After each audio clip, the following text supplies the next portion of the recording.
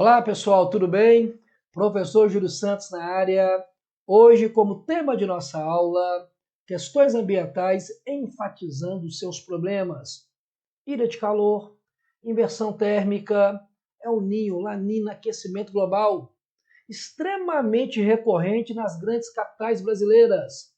Vamos inicializar a partir da compreensão da ilha de calor, o aquecimento da zona urbana devido ao baixo calor específico do concreto e do asfalto, provocando dias muito quentes e noites muito frias.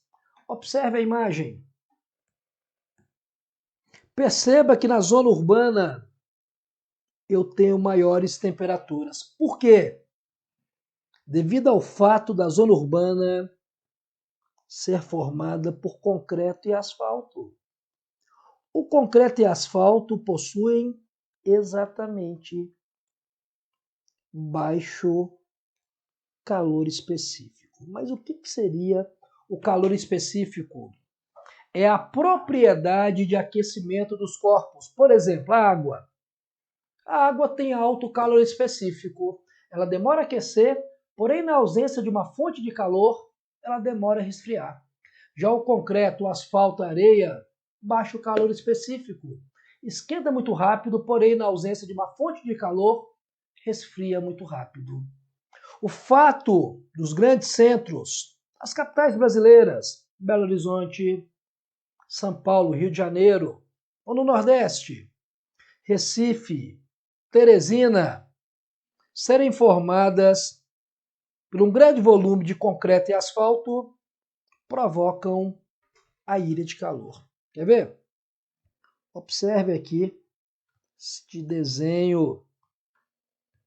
Então está aqui uma zona rural e uma zona urbana. Então aqui está a zona rural. Zona urbana.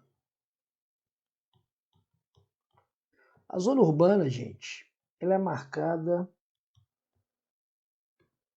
por elementos com baixo calor específico. Como é que vai ser o dia e a noite na zona urbana?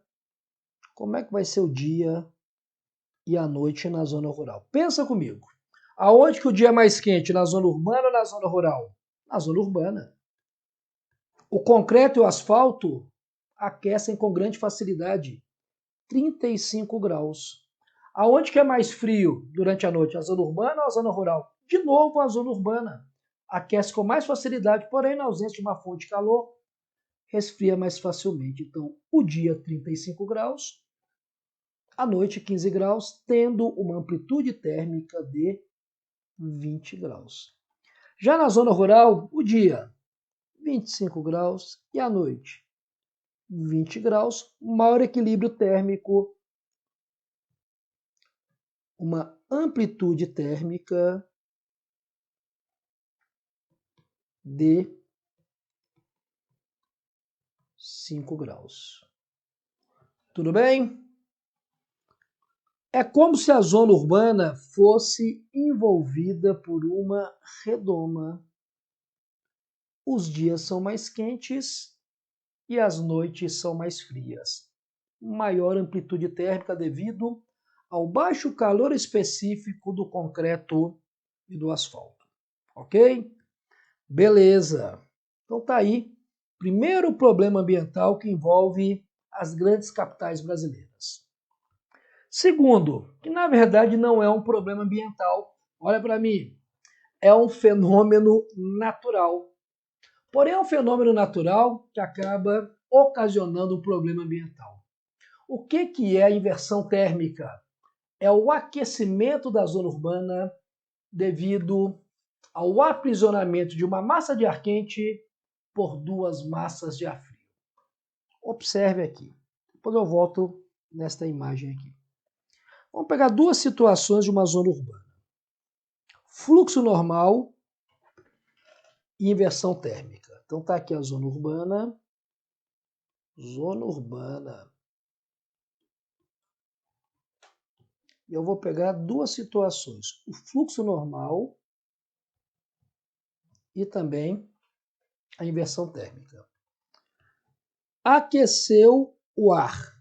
O ar quente, qual que é a tendência? Ele quer subir. Para ficar mais frio, ele resfria e desce. Que eu acabei de mostrar para você aqui, que nós chamamos de fluxo normal. O ar quente é menos denso, ele sobe, resfria e desce. Já a inversão térmica é quando uma camada de ar quente é aprisionada por duas camadas de ar frio. Porém, uma das camadas de ar frio, como é mais densa, fica muito próximo da superfície. E quando não acontece um tratamento dos gases que são disseminados na atmosfera, você acaba tendo exatamente uma inversão térmica. Então, a inversão térmica é um fenômeno natural que acaba potencializando problemas respiratórios, uma vez que ocorre o lançamento da atmosfera de gases não tratados. Ok? Então, é um fenômeno típico dos centros industriais, quando ocorre uma camada de ar frio posicionada sobre uma cidade que é encoberta por uma camada de ar quente. Então, isto é inversão térmica, também presente nas grandes cidades brasileiras, nas grandes capitais. E eu não vou tirar nenhuma capital, não. Quase todas, né? Se não todas, são alvo de ilha de calor atualmente e de inversão térmica, principalmente devido à frota de veículos automotivos. Eutrofização ou eutroficação. Processo natural de acumulação excessiva de matéria orgânica, de esgoto e pelo desenvolvimento de algas. Modo resumido, consiste no acúmulo de matéria orgânica, dificultando a ocorrência de fotossíntese, uma vez que essa matéria orgânica ocupa o espelho d'água, normalmente associado a lagos e lagoas. Perceba o seguinte, você tem, como acontece em muitos rios do Piauí, de Pernambuco, de Belo Horizonte, você tem um esgoto sendo despejado numa lagoa e ocorre a proliferação de algas. Essas algas começam a se proliferar e ocupam a superfície. No momento que o raio solar ele não consegue passar, não haverá fotossíntese. Até porque a fotossíntese ela precisa de quê? Da luz. Não haverá fotossíntese. O que acontece? Exatamente a morte de seres mais complexos, peixes. No primeiro momento, você tem ainda a presença de bactérias. Que tipo de bactérias? As bactérias aeróbias.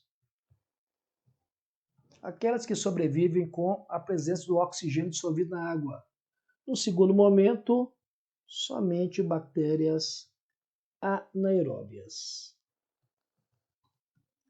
Esse processo é chamado de eutrofização ou eutroficação.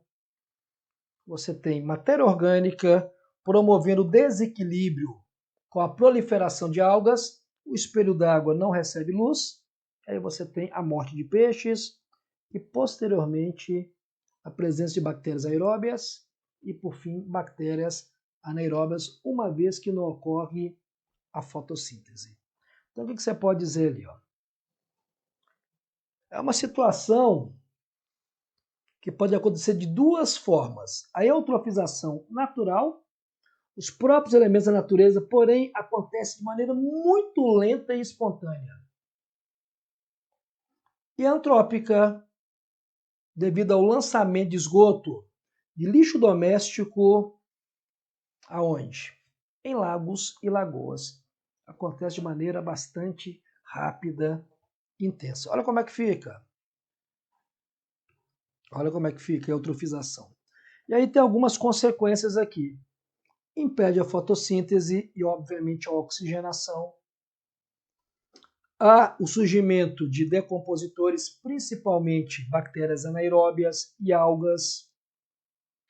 Você acaba reduzindo a biodiversidade, promovendo a doenças, muitas delas vinculadas às bactérias anaeróbias. Então, tudo isso acaba promovendo um desequilíbrio dessas lagos e lagoas que estão atrelados às grandes capitais. El Niño é fruto do aquecimento das águas do Pacífico devido a um enfraquecimento dos ventos alísios. Já a La Nina, resfriamento das águas do Pacífico devido à intensificação dos ventos alísios. O El Niño provoca no Brasil seca no norte e no nordeste e chuvas no centro-sul. E a La Nina, chuvas no norte e no nordeste e seca no centro-sul.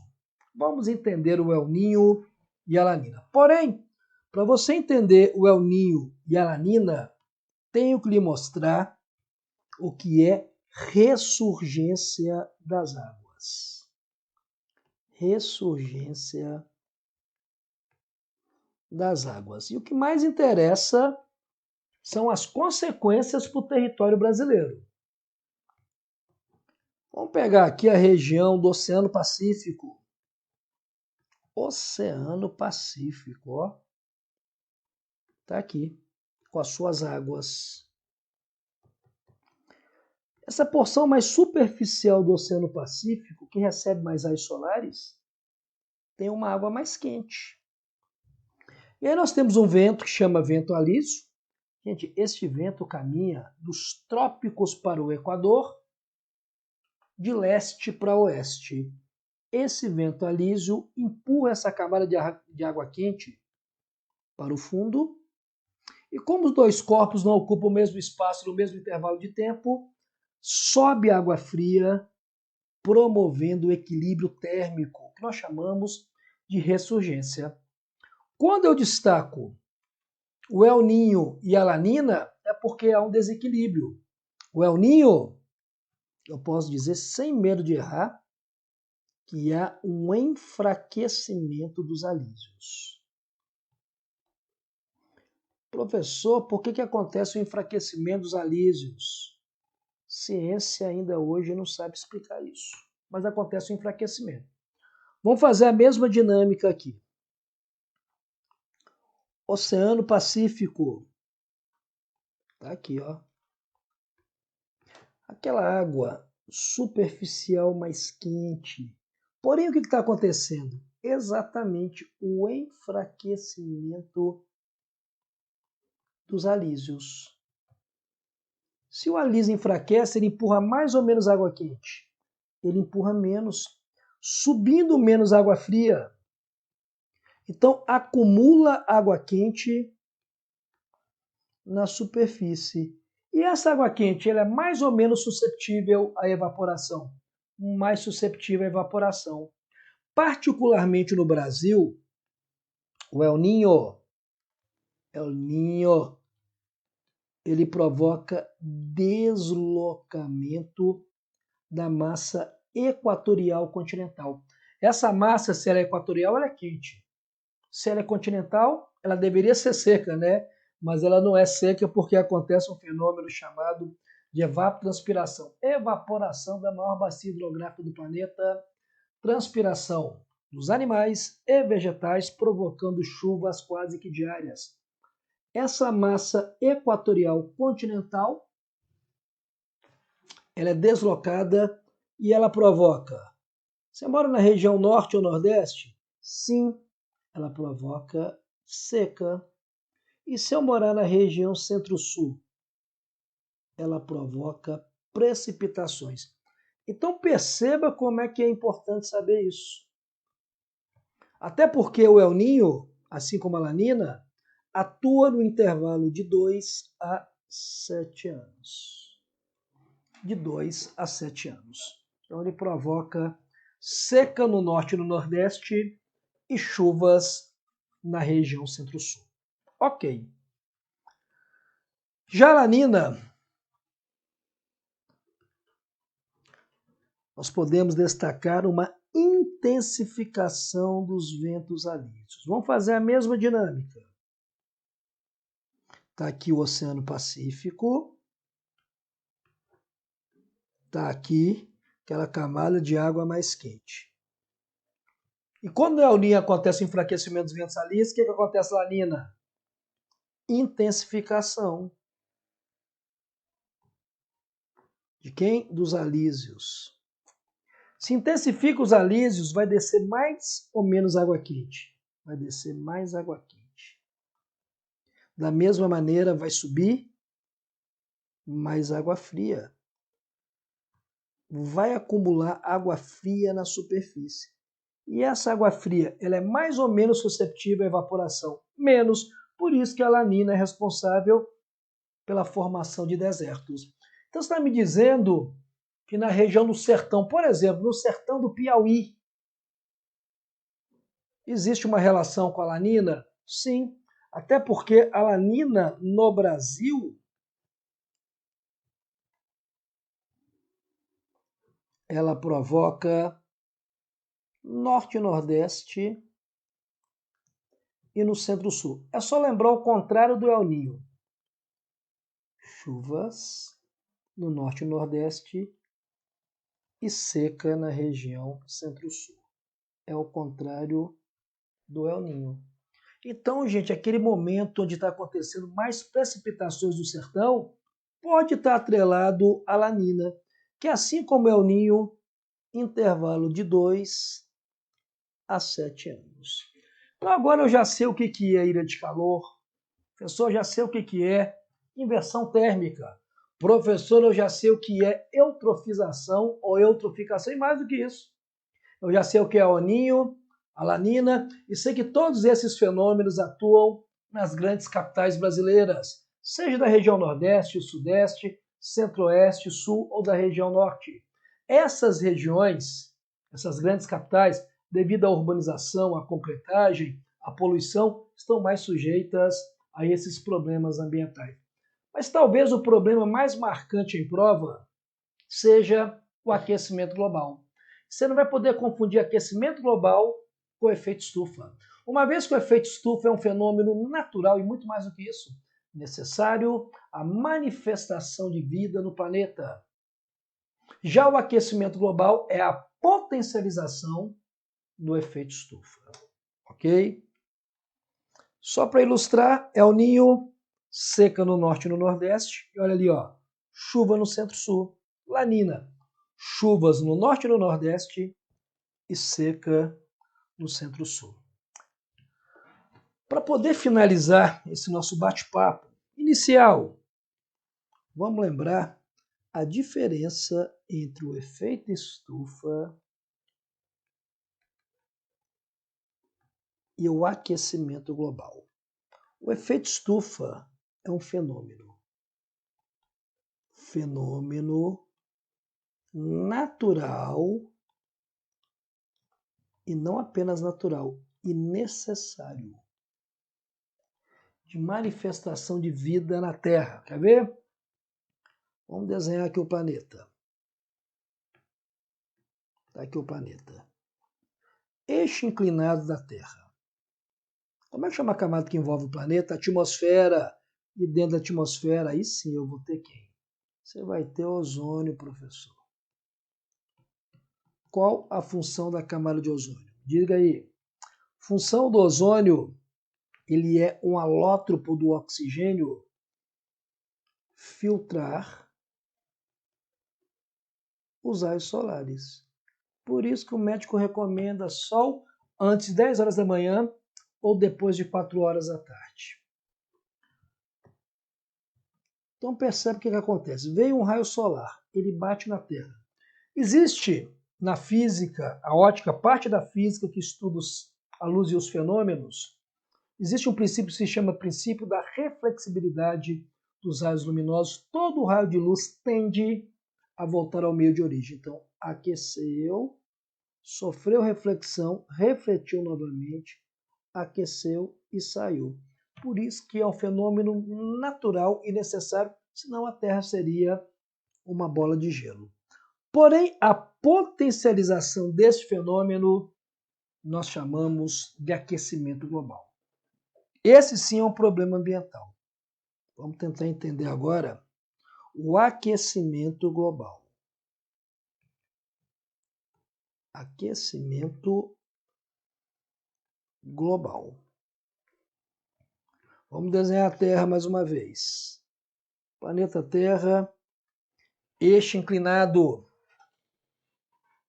Vamos desenhar a atmosfera e dentro da atmosfera você já sabe. Tem a camada de ozônio. Porém, gente, esta camada de ozônio está sendo destruída. Quem está destruindo essa camada de ozônio? Sabe lá o seu grande centro? Sua cidade? Tem muito automóvel na sua cidade? Tem. Monóxido, dióxido de carbono, tem metano, tem o CFC, que estava presente hoje menos, aerosol, ar-condicionado, geladeira. O que mais? Tem água no estado vapor. Tem um tal de óxido nitroso.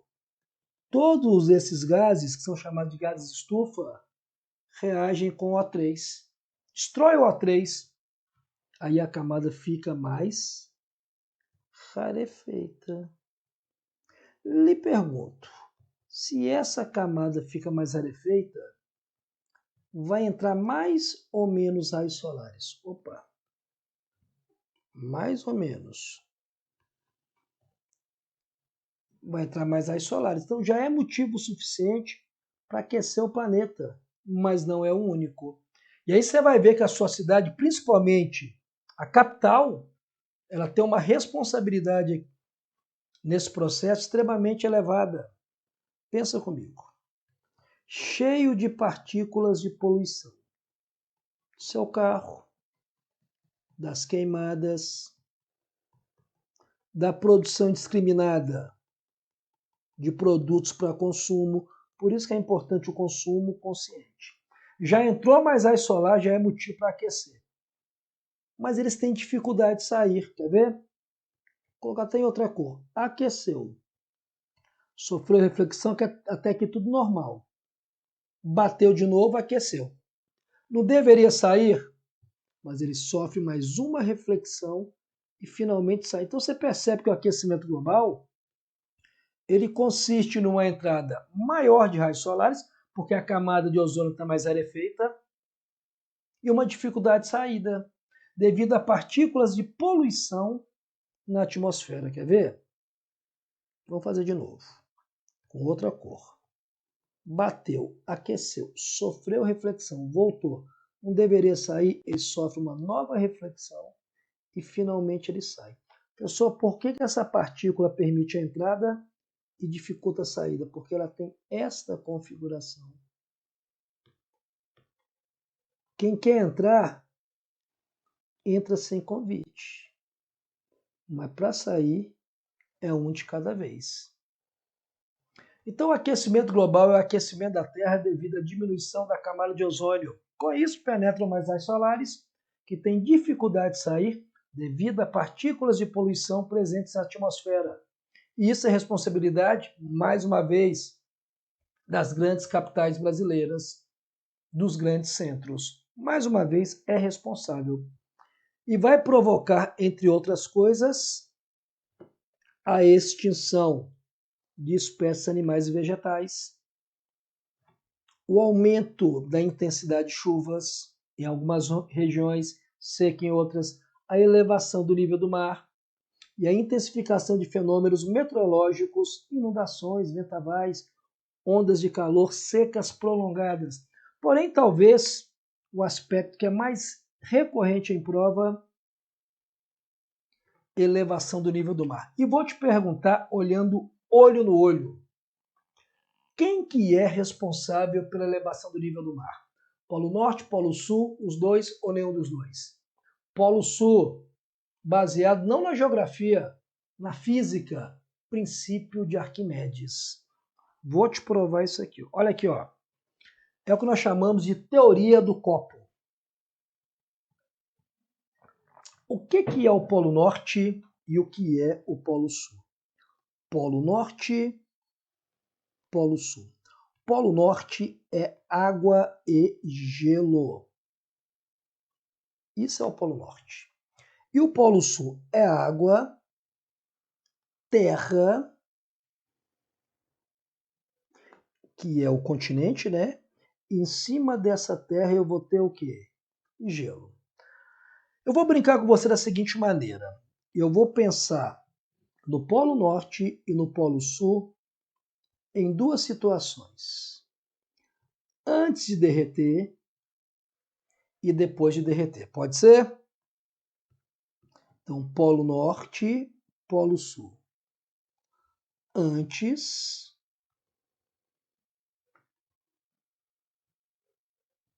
depois que derreteu. Vou brincar da seguinte maneira também. Vou imaginar que eu tenho 100 ml de água no estado líquido, no Polo Norte e no Polo Sul, e 10 ml de água no estado sólido, valendo para o Polo Norte e Polo Sul. Pensa da seguinte maneira. Se aumentar o volume de água, elevou o nível do mar. Vamos pegar o Polo Norte. Quantos ml que o sistema tem antes de derreter? 100 mais 10, 110. Só que são 110 sólido e líquido. Derreteu o gelo, eu vou ter quantos ml? 110 ml líquido. Lhe pergunto, houve aumento do volume? Eu tinha 110 sólido e líquido, derreteu. ml, né? Aumentou o volume? Não, houve uma mudança de estado físico. Então, o Polo Norte não é responsável. Até porque essa parte do gelo aqui, ó, que está abaixo do nível da água, já está deslocando o espaço. Lembra? Dois corpos ocupam o mesmo espaço, o mesmo intervalo de tempo. Agora vamos pensar no gelo do Polo Sul. Quantos ml que o sistema tem antes de derreter? Não é 110. Por quê? Porque a água e o gelo não estão em contato. Eu tenho apenas 100 ml no estado líquido. Este gelo vai derreter, não vai compor essa água líquida, não vai aumentar em 10 ml. Aumentou, então eu posso dizer que o Polo Sul é responsável pela elevação do nível do mar. Claro, gente, que não é apenas o Polo Sul. Sabe aquela montanha, a Cordilheira dos Andes, que tem aquele gelo que se chama de neve eterna? Se essa neve derrete, essa neve eterna derrete, ela também é responsável pelo nível do mar. A neve eterna e o Polo Sul são responsáveis pelo nível do mar. E quem é responsável por esse aquecimento global? Principalmente as grandes capitais do território brasileiro, do mundo, né? Todas as cidades. Mas as capitais do Brasil estão fora dessa responsabilidade? Não. Então, o aquecimento global também é alvo de responsabilidade dessas capitais e elas vêm sofrendo com secas prolongadas, ondas de calor e até a possibilidade de elevação do nível do mar. Tudo bem? Tranquilo? E aí eu vou ter uma briga entre o IPCC, o painel intergovernamental de mudanças climáticas, e os cientistas céticos. O IPCC, ligado ao PNUMA, o Programa das Nações Unidas para o Meio Ambiente, e os cientistas céticos, um grupo de cientistas que não acreditam no aquecimento global. Para os cientistas céticos, a Terra tem momentos de calor e momentos de resfriamento, estaria agora no momento de calor. E para o IPCC, há o aquecimento global e é responsabilidade do homem. Então trabalhamos aí alguns problemas ambientais atreladas, cada uma dessas condições, às capitais brasileiras. Ilha de calor, inversão térmica, eutrofização, El Niño, Lanina e o aquecimento global. Desejo a cada um de vocês bons estudos, sucesso, fiquem com Deus, nos encontramos em uma próxima oportunidade. Abraços, beijos e até lá.